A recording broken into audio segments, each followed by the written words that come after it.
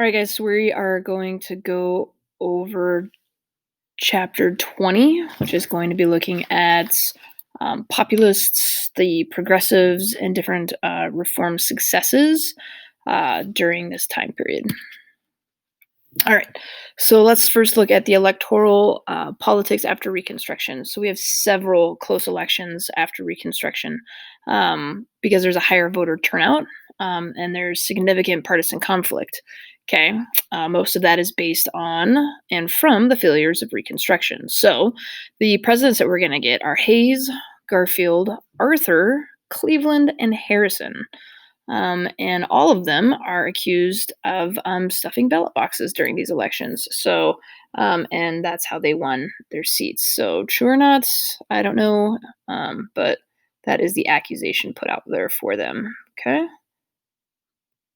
All right. So we're going to get some new initiatives here with these presidents. So 1881, Garfield, who's going to get shot by Charles Gautier, who claimed that he was promised the position by Garfield in Washington once he won presidency. He never was. It was proven that Mr. Gautier was maybe a little mentally unstable.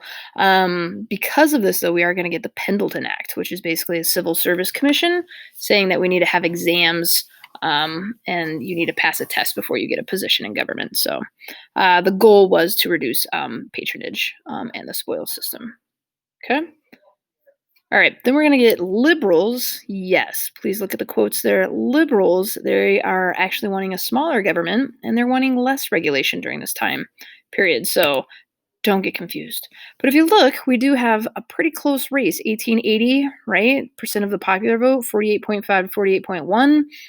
It's the electoral vote that takes it. But look at the closeness in the popular vote. Same thing with 1884. Again, Cleveland running against Blaine. Electoral vote is a win, but the popular vote is super close. So truly, continuity throughout time, a lot of similarities, guys. All right, so then we're going to have Republican activism, and the idea is this. Republican Party is going to gain control of Congress and White House. All right, then from that, we're going to have Union veterans. They are going to want their pensions.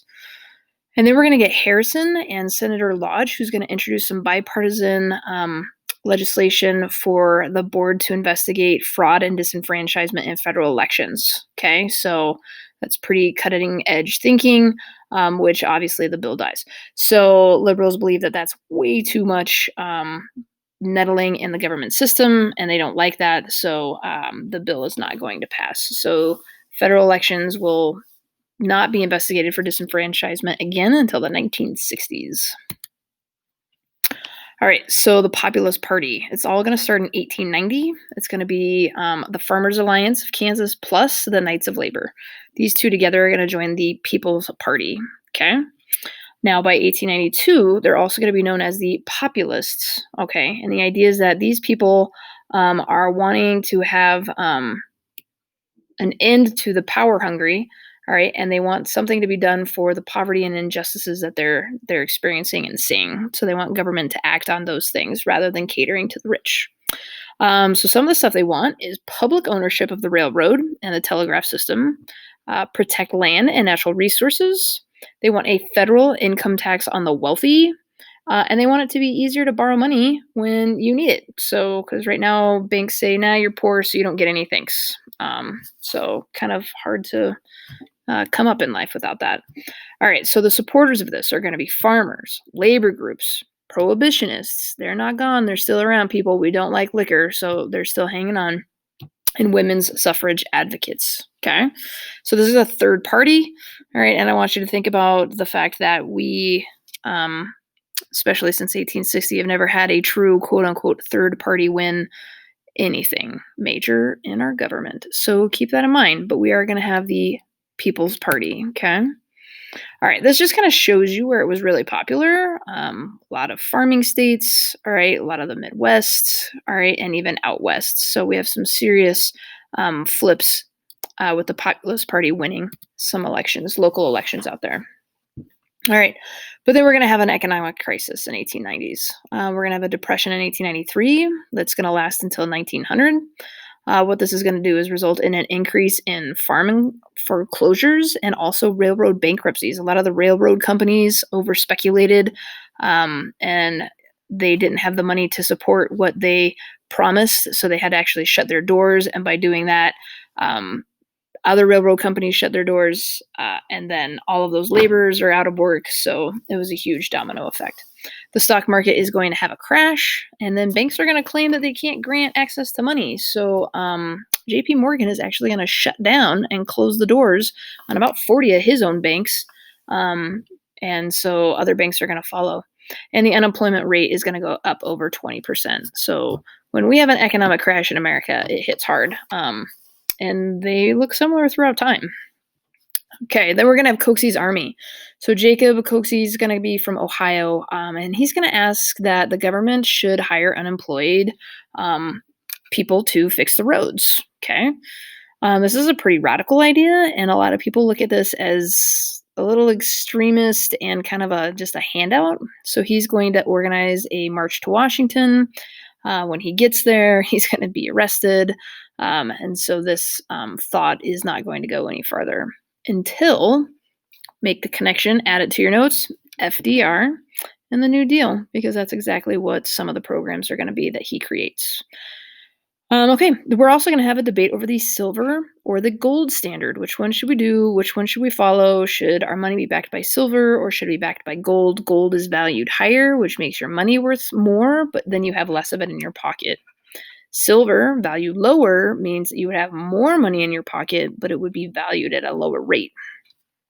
So keep that in mind. So Cleveland is going to like the gold standard, all right, which is not going to make his party too happy, but he's also invested in gold, so it makes it worth his while to like that standard. As you can see, Cleveland's going to win. Harrison is not. All right, and so then we're going to move into the solid South. Okay. Here's the deal. The People's Party is in the South, all right? It's a Democratic Party. They dominate the South. The People's Party is going to seek to join the black and white poor to help farmers, and the rest of the South is going to not like this. Okay. So Democrats are then going to point and look at the People's Party, and they're going to be disappointed because they are advocating for black and whites to come together for issues, and they are not fans of this. So they're not going to openly warm up to the People's Party. Democrats are also known to use the fraud and violence, all right, to maintain the white supremacy of the South. And some of how they do this is not only violence, but literacy tests and poll taxes, because by doing this, we're pushing blacks out of the polling places and they can't vote. So they are going to drop in numbers. All right. Then what we're going to have is William Jennings Bryan. Okay. He's going to be a silver advocate. He is a Democrat. He is going to give a speech called the Cross of Gold speech. We will read it in class. And he's going to be endorsed by populists. What he really wanted was a federal income tax on the wealthy. So then there's going to be a third-party candidate coming in, Marcus Hanna. Okay, he's a manufacturer from Ohio. He's going to run as a Republican. And he's going to call Bryan's supporters out as anarchists. Again, third parties. They do nothing but cause problems in our elections. McKinley's going to win. All right, so then we have new limits. Okay, so the North and the South, these states are going to impose literacy tests. They're going to restrict immigrants and black men from voting. Okay, the North and the South are both going to do this. Remember that. All right, we are going to get direct primaries that enable voters to choose candidates to put on the ticket. All right, and we are going to eventually get the 17th Amendment here, where senators are actually chosen by a popular vote, all right, and not by the state legislatures like what Madison had originally intended. So the due process clause is going to be what's used to shield contract rights. So farmers and workers are going to disagree. There's going to be disputes, and the Supreme Court is going to argue that it needs to that the due process is there to protect workers from the government. So, all right. Now we're going to have McKinley run against Bryant, and here it is. Okay. 51 to 47 for popular votes. All right. McKinley takes the electoral. All right. So now we're going to jump ahead a little bit, and we're going to look at Teddy Roosevelt. Okay. And he's going to be huge in the antitrust legislation. So during 1902, there's a coal strike, and he's actually going to force companies to negotiate with miners' unions. This is the first time that's ever done. Usually, the presidents side with the companies, and they support sending out National Guard and Pinkertons to put down the union who's on strike. But Teddy said, no, we need to actually come to the table together and negotiate this. He's also going to issue 51 executive orders creating wildlife refuges. He's going to create 3 national parks. He's going to issue conservation policies, and he's going to establish the U.S. Forest Service. So he's huge in conservation. And some of his legacies, all right, is that he is in pro-Anglo-Saxon superiority. All right, so white people are the superior race, but he is actually going to invite Booker T. Washington for dinner at the White House. It will never happen again, but they do have dinner together. And he does speak highly of Booker T. Washington and his ideas of how to integrate the races down in the South. So we'll talk more about that in class. This is an image of Teddy Roosevelt going after the trusts. We have the railroad trusts, the oil trusts, all right, and breaking them down, knocking them out. All right. So then some other diverse progressive goals that are going on and coming about here are going to be the idea that urban settlements should call attention to poverty, and we should actually reform to improve labor conditions for women and children, because it's a thing. Women and children are working, and some children at pretty young ages. So the National Child Labor Committee is going to be established in 1907, and Lewis Hine is sent out to photograph these conditions. And it's going to kind of become like a social work movement to improve this and get kids back in school and better conditions for women.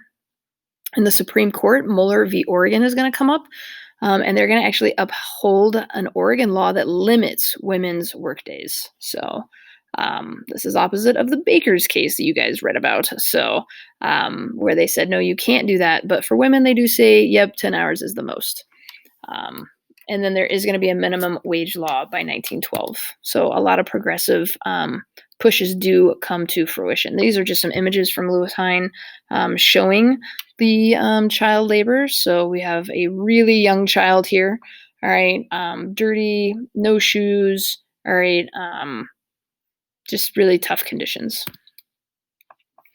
All right, we are also going to get the birth of the modern civil rights movement. All right, and how this is going to come about is a strong opponent of Booker T. Washington. W.E.B. Du Bois is going to come, and he is a Harvard-educated doctor. He gets his doctorate, and he's going to advocate for higher education for the Black population. He's going to say, we don't need to take our time anymore. We don't need to be really great farmers and laborers. We need to go to college and show them that we can be doctors, lawyers, and these other professions.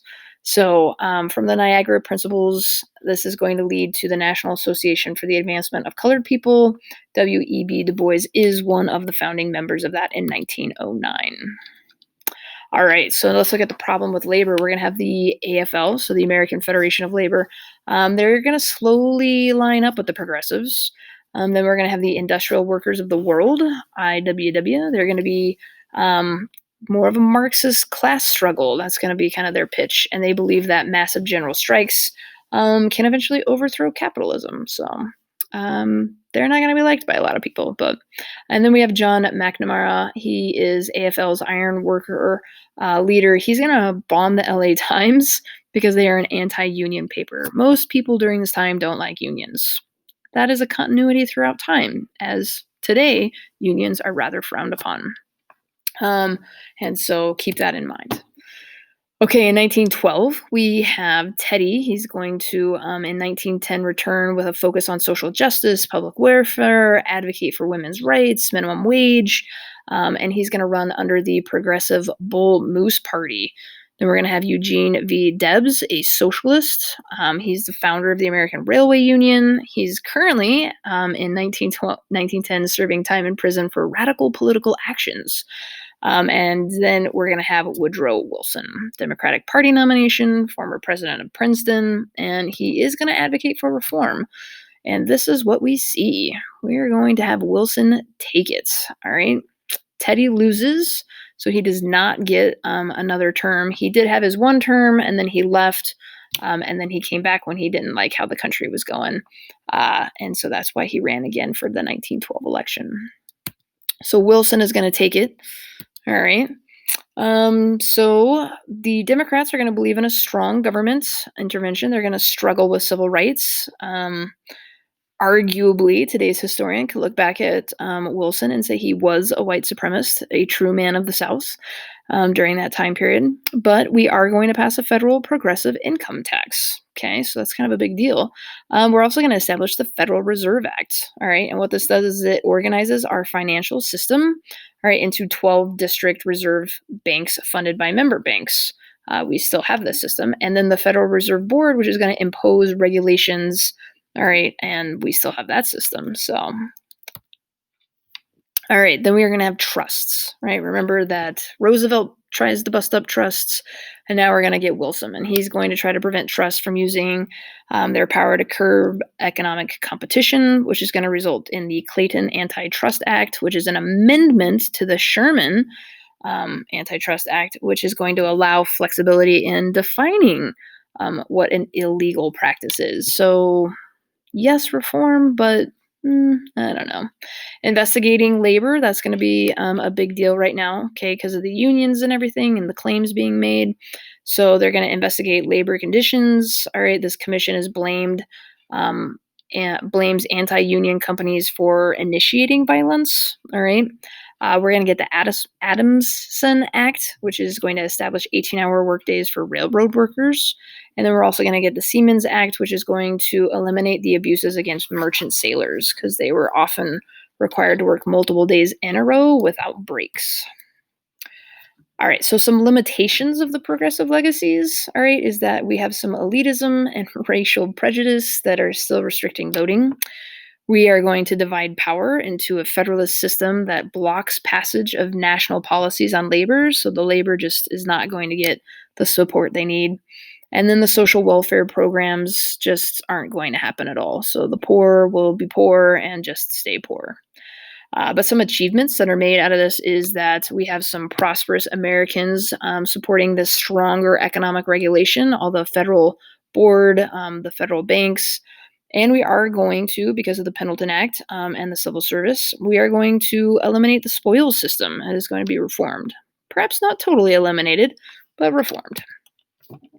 All right, get these in your notes, update your big ideas. You should definitely see some good themes about America and its identity in here, plus several key events that you can add.